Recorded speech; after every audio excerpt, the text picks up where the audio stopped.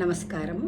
శ్రీమద్ భాగవత మహాపురాణము ప్రథమ స్కందము 18వ అధ్యాయము 44వ శ్లోకము. తదద్యన పాపముపైత్యనన్వయం యన్నష్టనాథస్య వసోర్విలుంపకాత్ పరస్పరం జ్ఞంతి శపంతి వృంజతే పశుస్త్రియోర్ధాన్ పురుదస్యవో జనాః. రాజు నష్టమైనచో రాజ్యము అరాచకమగును. చోరులు ప్రజల సంపదలను దోచుకొందరు.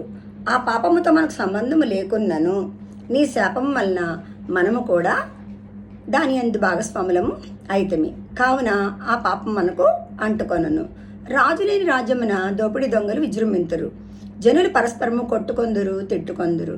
పశువులను, స్త్రీలను, సంపదలను అపహరింతురు. 45వ శ్లోకము.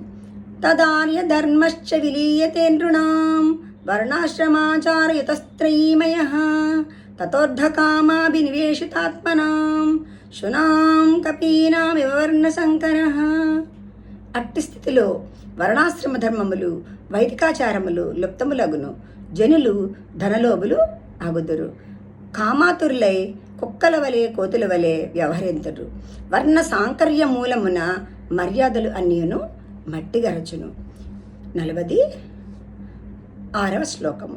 ధర్మపాలో నరపతి సతు సమాడ్బృహశ్రవాః